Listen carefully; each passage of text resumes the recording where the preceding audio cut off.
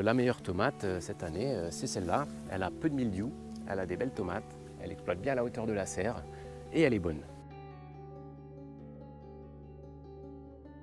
Alors pour faire dans l'originalité, je vais vous parler aujourd'hui de la tomate et du mildiou. Mais je ne vais pas tout à fait vous en parler comme beaucoup de youtubeurs cette année. Je ne vais pas m'en plaindre et je vais vous expliquer pourquoi le 3 septembre en Bretagne, en 2021, sans bâche, sans cuivre, sans bicarbonate de soude, sans désinfecter mon sécateur et sans tous ces trucs-là, j'arrive encore à avoir des tomates à manger. Et malgré que j'ai eu du mildiou, comme tout le monde, je n'ai pas été épargné.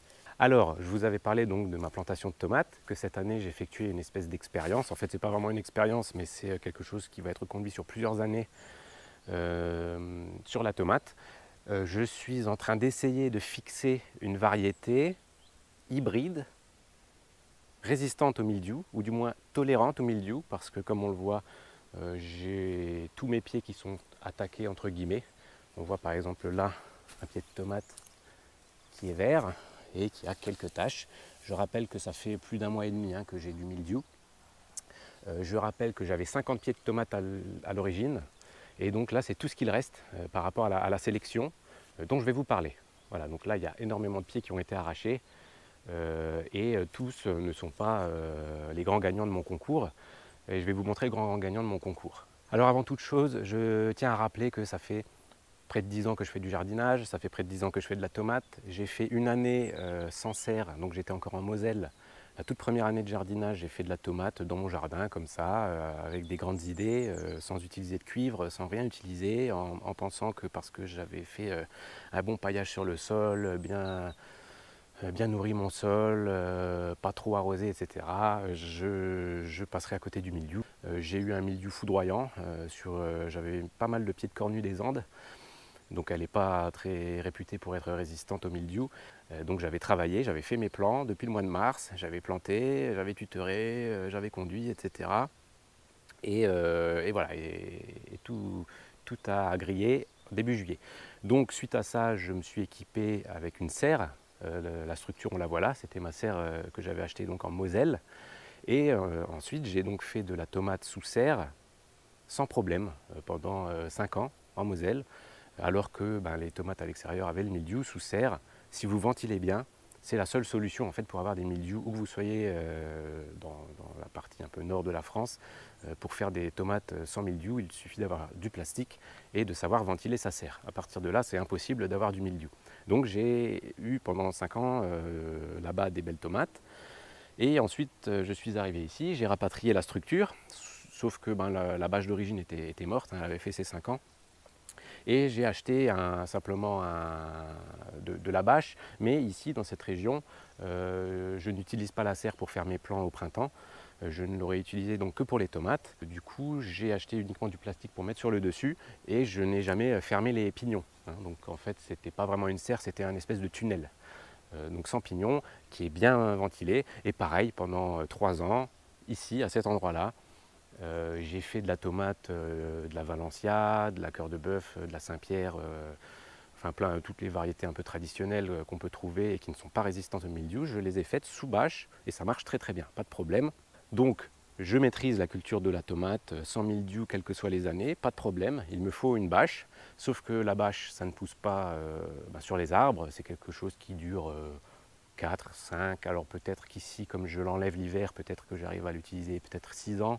Mais bon, après, on a quand même les manipulations en fait, qui abîment la bâche. Donc soit c'est le soleil, soit c'est les manipulations à force de l'enlever, la remettre. Donc voilà, faire plus de 6 ans avec une bâche, c'est rare.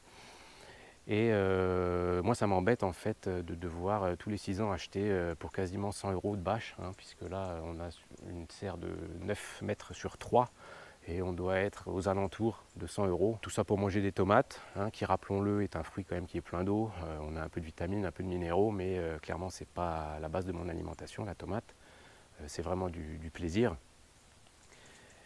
Donc je trouve que c'est assez cher et je n'ai pas envie que ma dépendance à la tomate soit conditionnée à l'achat de cette bâche tous les 5 ans ou 6 ans.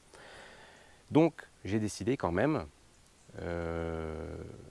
de tester l'année dernière, en plus donc, des tomates que j'avais sous serre l'année dernière. Là où on a cette année les melons là, qui sont en train de finir, d'ailleurs on a mangé le premier hier, il était très bon. Là où on a les melons et puis les poivrons là, qui mûriront jamais, j'avais donc mis un hybride F1 qui est connu pour être résistant au mildiou. Et c'est la variété qui s'appelle Crimson Crush. Donc l'année dernière j'ai mis 10 pieds, en fait j'ai mis 10 pieds de Crimson Crush et j'ai mis aussi la Crimson Blush. Donc j'ai fait un test en fait l'année dernière pour voir si ça existait vraiment les variétés résistantes au mildiou. Et en effet l'année dernière, alors que ma voisine là-bas avait du mildiou, que moi sous serre ici encore une fois je n'avais pas de mildiou donc je ne pouvais pas dire, mais en tout cas mes deux variétés à l'extérieur, elles étaient un petit peu comme ça, c'est-à-dire qu'elles étaient tachées en bas. Hein. Elles étaient comme ça en fait, hein. Elles étaient tachées en bas et puis le reste du feuillage était bon et j'ai eu des tomates aussi bien sous ma serre que sur ces deux variétés hybrides résistantes au mildiou. Et donc là je me suis dit tiens, il y a quelque chose à faire avec ça, mais encore une fois je n'avais pas envie d'être dépendant de l'achat de semences hybrides F1, parce que déjà c'est des variétés qui sont difficiles à trouver en France. Je les avais achetées en Angleterre en fait, hein. Je me les étais fait envoyer d'Angleterre. Et en gros, c'était un truc du genre, ça revenait à 5 € les 15 graines. Donc c'est très cher, surtout que sur les 15 graines, il y en a 2 qui sont cassées, 3 qui ne germent pas, donc ça fait très cher. Donc moi, je ne voulais pas tous les ans racheter de la Crimson Crush.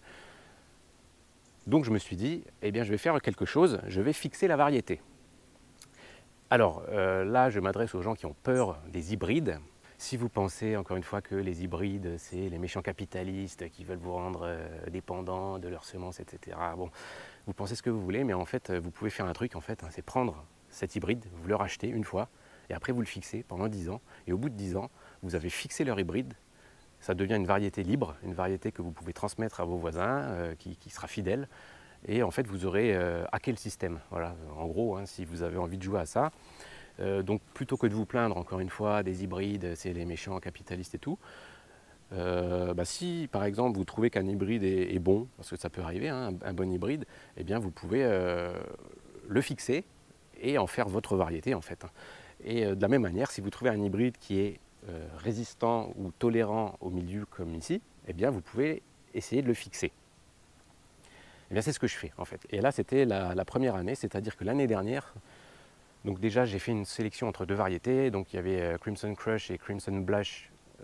J'ai éliminé Crimson Blush parce que c'est une variété qui ressemblait un petit peu à celle-là, des tomates côtelées, et moi ça j'aime pas les grosses tomates côtelées, et en plus la Crimson Blush elle avait tendance à fendre en fait, et du coup comme elle fendait, elle pourrissait, non pas à cause du mildiou mais à cause du fait qu'elle avait fondu et que des insectes etc rentraient dedans, donc il me faisait pourrir les Crimson Blush. Donc je me suis rabattu sur la Crimson Crush qui a très bien fonctionné et qui ressemble énormément à celle-là, hein, pour ne pas dire que c'est celle-là.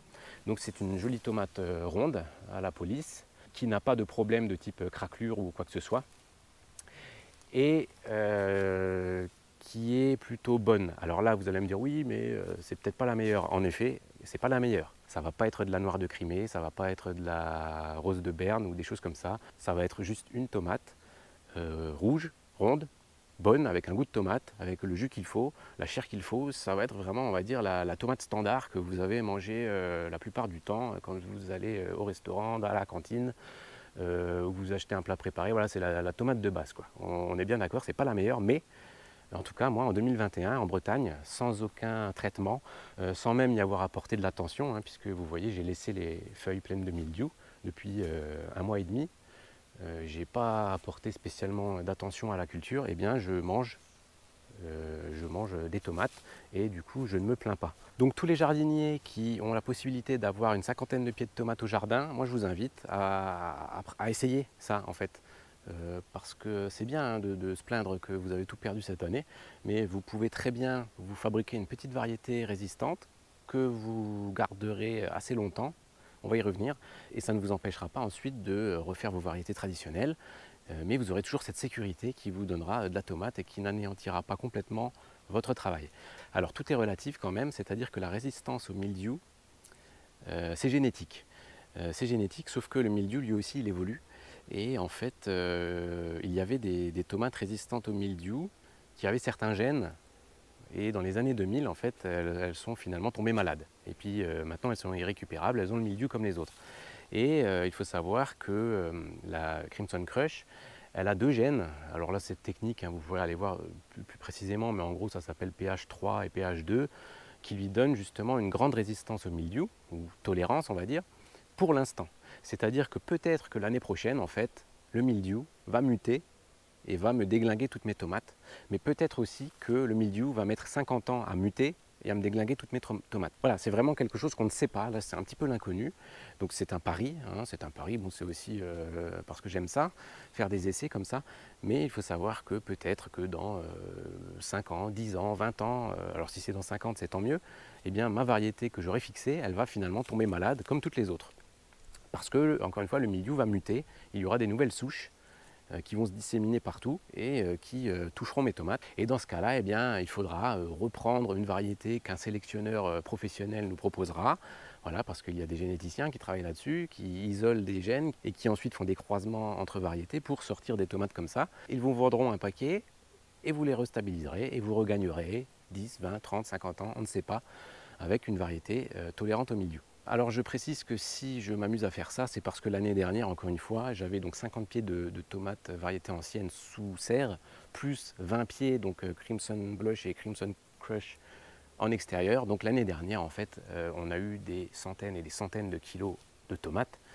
Et donc on a rempli les placards de sauce tomate pour quasiment les 3 prochaines années. Ça donne une certaine sécurité. Et c'est ce qui me permet aujourd'hui d'utiliser donc l'emplacement de mes bonnes tomates, hein, les 50 emplacements de tomates sous serre, donc de les utiliser pour faire ma variété. Et l'année prochaine, je vais encore mettre 50 pieds de génération F3.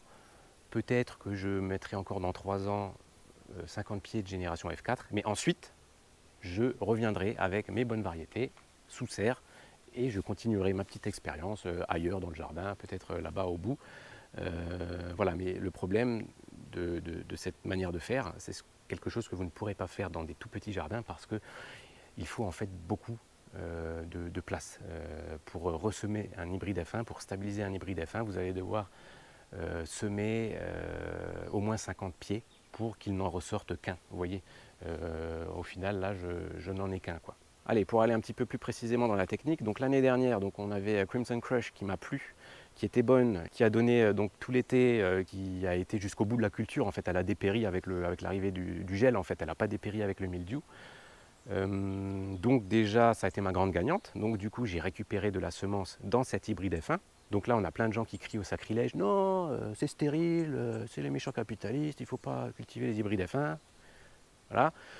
Donc vous prenez la semence dans cette tomate hybride F1. Et la semence que vous obtenez, ça s'appelle de l'F2 en fait. Hein. Ça va être la génération F2. Et la génération F2, eh bien, vous l'avez devant les yeux. Donc en effet, le problème de l'hybride, c'est que lorsqu'on récupère la semence, eh bien, vous allez avoir tout un panel de populations de tomates qui n'ont rien à voir les unes avec les autres. Hein. Comme je vous ai montré, donc la mère de cette tomate, c'est aussi la mère de cette tomate, qui est aussi la mère de cette grosse tomate côtelée, qui est aussi la mère de ce pied qui n'a jamais poussé plus haut que ça, en fait. C'est aussi la mère de cette tomate de petit calibre. C'est aussi la mère de cette tomate avec un petit téton là en dessous. C'est aussi la mère de ce pied qui n'a jamais voulu pousser plus haut que ça, etc. Donc en effet, le problème de l'hybride F1, c'est que lorsque vous récupérez la semence et que vous la semez, eh bien vous allez avoir tout ça, tout ce panel de tomates. Et en plus, au sein de tout ce que vous voyez, il y en a, elles sont pas bonnes. Et il y en a, elles étaient vraiment pas bonnes et je les ai aussi arrachées. Donc vous obtenez plein de choses, mais vous obtenez aussi le clone quasi parfait ou parfait du pied mère. Et ça, en fait, c'est globalement un Crimson Crush de génération F2. Et je vais prendre ma semence dans ces tomates. J'ai déjà commencé, et puis je vais en prendre un petit peu dans plein de tomates. Parce que la petite limite là, à mon expérience, c'est qu'il pourrait y avoir de la pollinisation croisée avec les pieds d'à côté. Mais bon, globalement, la tomate, c'est pas vraiment une plante qui se croise facilement. Et on peut pallier à ça justement en prenant un petit peu de semences dans cette tomate, un petit peu de semences dans cette tomate, un petit peu de semences dans cette tomate, voilà, etc. En février prochain, je mélangerai toutes ces semences ensemble et puis voilà, je tirerai au sort dedans. et on va limiter en fait les problèmes de pollinisation croisée. Donc globalement, l'année prochaine, j'aurai les descendants de ce pied-là. Et donc ce sera l'année prochaine la génération F3. Et en génération F3, et je vous le montrerai, eh bien, on aura beaucoup plus de pieds qui vont ressembler à la mère. On aura encore des espèces d'anomalies un peu génétiques comme ça qui vont ressortir. Des pieds comme ça, des pieds comme celui-là. Alors celui-là, il est vraiment résistant au mildiou. Mais le problème, vous voyez, les premières tomates, elles arrivent seulement. Donc là, nous sommes le 3 septembre. Donc là, par exemple, c'est un pied qui, dans cette région, ça va pas, quoi, hein. Je ne vais pas m'amuser à sélectionner un pied qui donne mes premières tomates en septembre. Voilà, donc je vous disais que l'année prochaine, je vais avoir plein de pieds, mais une plus grosse proportion donc, ressemblera à celui-là. Et ainsi de suite, génération F4, génération F5. Et plus on va dans les générations, et c'est quelque chose qui prend entre 7 et 10 ans, on va dire qu'au bout de 10 ans, c'est à peu près fixé. Au bout de 10 ans, je vais fixer cette variété de tomates. Et dans 10 ans, lorsque je viendrai prendre de la semence dans cette tomate, et bien l'année d'après, j'aurai exactement le pied mère, exactement comme lorsque aujourd'hui, quand vous prenez de la semence de cœur de bœuf dans une cœur de bœuf, vous avez de la cœur de bœuf. Ce sera pareil en fait, hein. J'aurai fixé une variété que je pourrais disséminer, etc. Et donc je vais stabiliser une variété qui aujourd'hui est hybride F1, qui est tolérante au mildiou. Je vais dans 10 ans, si tout va bien, la fixer et je pourrai faire de la tomate sans bâche et je suis content. Alors sachant que à l'avenir je remettrai mes variétés préférées, la Valencia notamment, sous serre, hein, puisque j'ai encore la bâche, donc je vais l'utiliser encore 2 ou 3 ans jusqu'à ce que la bâche soit morte. Donc ça je le ferai.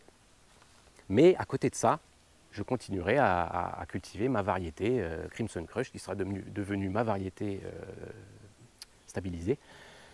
Et donc je pourrai avoir soit des tomates sous serre, donc des très bonnes tomates gustativement, etc. sous serre, soit une tomate, on va dire, standard, lambda, qui me permet de faire des bonnes salades, des bonnes tomates farcies et des bonnes sauces tomates. Il n'y a pas de problème pour ça, elles sont très très bonnes. Et ensuite, est-ce que je rachèterai un film plastique pour continuer à faire mes variétés anciennes ou est-ce que je me contenterai de ma variété, sachant que j'ai aussi pour projet de stabiliser une autre variété qui s'appelle Mountain Magic. Et donc j'aurai encore une deuxième variété normalement résistante au mildiou. Alors je vais quand même vous montrer un petit peu plus précisément cette histoire de tolérance plutôt que de résistance. Ce qu'on voit, c'est qu'elle a du mildiou, mais voilà que ça progresse très lentement et qu'elle a encore beaucoup de feuilles vertes et puis qu'elle continue à faire des tomates. Et surtout, ce qu'on voit, c'est que le mildiou en fait s'arrête au feuillage. Par exemple, on va pouvoir aller voir sur une, voilà, ici on a une feuille par exemple qui est complètement morte à cause du mildiou. Et en fait, regardez, voilà, et regardez, c'est sain, c'est-à-dire que la tige n'a pas pris le mildiou. Voilà, alors qu'on a un organe complètement crevé à cause du mildiou, eh bien la tige n'a pas pris le mildiou. Et globalement, toutes les tomates qui restent aujourd'hui sur les 50 d'origine sont les tomates qui n'ont pas pris le mildiou de la tige. Toutes les autres tomates que j'ai arrachées, eh bien en fait, c'était des tomates qui ont pris le mildiou, notamment sur leur tige, sur leurs tomates, enfin qui ont grillé complètement, quoi. Et là, toutes les tomates que vous voyez, en fait, ce sont des tomates qui ont quand même une certaine tolérance au mildiou, parce qu'il n'y a que les feuilles qui sont atteintes, que ça se propage très lentement, et que, donc comme je vous ai montré, alors je ne sais plus où c'était, et que en gros, on a des cicatrices qui vont se faire, et le mildiou ne rentre pas dans la tige, et ne se propage pas à tout le plan. Et aussi, on a des tomates qui sont parfaitement saines. C'est-à-dire que, vous voyez, là, il y a eu du mildiou partout sur ce plan-là et on a des tomates qui sont nickel, quoi. Tous les pieds qui restent là sont des tomates qui ne prennent pas le mildiou de la tige et qui ne prennent pas le mildiou des fruits. Donc de toute façon, c'est déjà, globalement, tout ce que vous voyez là, c'est déjà des grands gagnants, quoi. C'est déjà des bonnes variétés. Et donc ensuite, moi, j'ai sélectionné, c'est-à-dire que, par exemple, moi, un pied comme ça, j'en veux pas. C'est-à-dire qu'un pied qui fait 1 mètre de haut, alors que j'ai une structure qui me permet d'aller à 2 mètres, je ne vais pas sélectionner ça. Donc ça, cette année, je vais manger ces tomates, mais je ne vais pas sélectionner ce pied. Et comme par exemple la variété là, que je vous avais montré, donc elle fait un superbe feuillage, il y a très très peu de mildiou, pas de mildiou sur la tige, une super grosse tige, regardez ça à 1,50 m de hauteur, l'épaisseur de la tige. Sauf que le problème, c'est que les tomates, déjà, elles ont une drôle de forme. Et en plus, elles sont super tardives, donc moi je ne vais pas sélectionner un truc tardif. Et donc j'avais fait une première sélection sur ces critères-là, donc visuel. Donc par exemple, ce pied-là, visuellement, il me plaît bien. Il a très très peu de mildiou, mais vraiment très peu. Il est assez haut, hein, il exploite bien toute la hauteur de ma serre. Les tomates sont d'un calibre qui me plaît bien, elles sont rondes, elles sont rouges, voilà, moi ça me plaît bien tout ça. Mais par exemple, on a fait un test gustatif, donc nous sommes venus un après-midi faire un test gustatif sur les pieds qui étaient les grands gagnants, sur les 5 ou 6 pieds qui auraient pu devenir ma variété du futur, quoi. On en a sélectionné qu'une, et c'est celle-ci. Et il semblerait bien que ce soit Crimson Crush en fait, hein. C'est vraiment le clone de Crimson Crush, donc ça tombe bien en fait, hein, et puis ça ne doit pas être pour rien. Donc la meilleure tomate cette année, c'est celle-là. Elle a peu de mildiou, elle a des belles tomates, elle exploite bien la hauteur de la serre et elle est bonne. Et petit conseil pour ceux qui veulent essayer ce genre de choses, j'ai oublié de faire quelque chose cette année, c'est de semer à part une vraie Crimson Crush, quoi.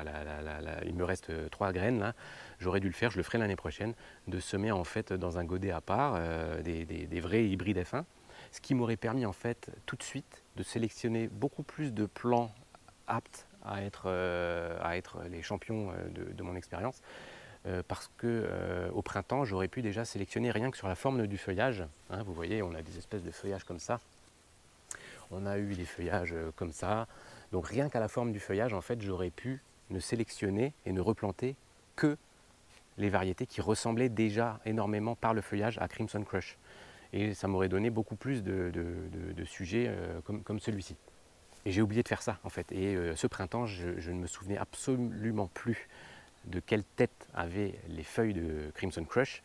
Et du coup, en fait, j'ai panaché. C'est-à-dire que j'ai pris des plantes qui avaient ce feuillage-là, qui n'est pas du tout, en fait, aujourd'hui je me rends compte, celui de Crimson Crush, parce que j'ai retrouvé une photo sur internet de Crimson Crush, et Crimson Crush, elle a plutôt voilà, elle a ce type de feuillage, et donc si j'avais su, j'aurais eu beaucoup plus de plantes qui déjà avaient une génétique de feuillage proche de Crimson Crush. Donc peut-être que j'aurais eu beaucoup plus de pieds susceptibles d'être des champions, ou j'aurais pu ne planter que 25 pieds. Et donc dans les petits jardins, je vous disais, vous ne pourrez peut-être pas faire ça, mais pour ceux qui peuvent planter entre 40 et 50 pieds de tomates, au moins en génération F2 et F3, après ça peut redescendre, mais au moins en génération F2 et F3 pour vous donner l'opportunité de trouver votre grand gagnant, eh bien faites-le, plantez, faites ça, et pas forcément pour le mildiou, ça peut être pour une bonne variété hybride que vous achetez chaque année. Si vous êtes du genre à acheter chaque année une bonne tomate hybride dont vous êtes fan, eh ben, fixez-la, une bonne fois pour toutes, fixez-la, et puis vous l'aurez pour vous, quoi. On n'a vraiment rien à perdre à faire ce genre d'expérience, et en fait, c'est venu suite à la lecture de Carol Depp. Alors c'est une auteure américaine, et donc elle n'écrit qu'en anglais, quoi. Je vous mettrai le titre de son livre, et en fait, s'il y a une chose à retenir, c'est que ce genre d'expérience-là, c'est-à-dire d'essayer de fixer une variété hybride ou de créer vos variétés, enfin dans ce livre, elle vous explique un petit peu tout ce qu'on peut faire en tant que jardinier sur la création variétale ou la stabilisation d'hybrides. Il y a une chose à retenir, c'est qu'en fait, on n'a rien à perdre. C'est-à-dire que toutes les tomates là, certes, ce ne sont pas des tomates que je vais forcément garder, hein, je vous ai montré, sur 50 pieds de tomates, il n'en restera qu'une. Mais toutes les autres là, c'est pas perdu. Je vais les manger en fait. On les mange, on les passe en sauce tomate, c'est pas perdu. C'est-à-dire que c'est une expérience qui ne me coûte rien. Bon, ça m'aura coûté à peu près la moitié des pieds de tomates qui ont eu le mildiou. Mais regardez les gens qui n'ont pas fait ça cette année, ils ont zéro. Ils ont zéro tomate. Vraiment, ça ne coûte rien d'essayer. Et voilà, faites-vous plaisir. Sachant une chose aussi, c'est que si dans 10 ans, cette variété, elle est fixée, et que le mildiou n'a pas encore muté, et qu'elle est encore relativement résistante au mildiou, eh bien on peut faire une deuxième chose dans une dizaine d'années, c'est de faire un nouvel hybride. C'est-à-dire que je croiserai cette variété avec, par exemple, j'en sais rien, la Valencia, qui est ma tomate préférée. Je croiserai donc dans 10 ans ma Crimson Crush fixée avec ma Valencia qui a le mildiou. Et peut-être que je pourrais créer une bonne tomate qui, gustativement parlant, se rapprochera de Valencia et qui aura une résistance au mildiou. Voilà, c'est-à-dire que c'est pas fini, l'histoire n'est pas finie, et ça sera conditionné par est-ce que le mildiou va muter. Écoutez, on ne peut pas le dire, donc moi je fais le pari que non, et donc je m'amuse à faire tout ça, et je vous invite à faire de même. Bon, et bien écoutez, je vous dis à la prochaine, Et puis au final, hein, vous voyez, malgré que c'est une expérience, je vais quand même encore faire de la sauce pour en rajouter dans les placards. À la prochaine.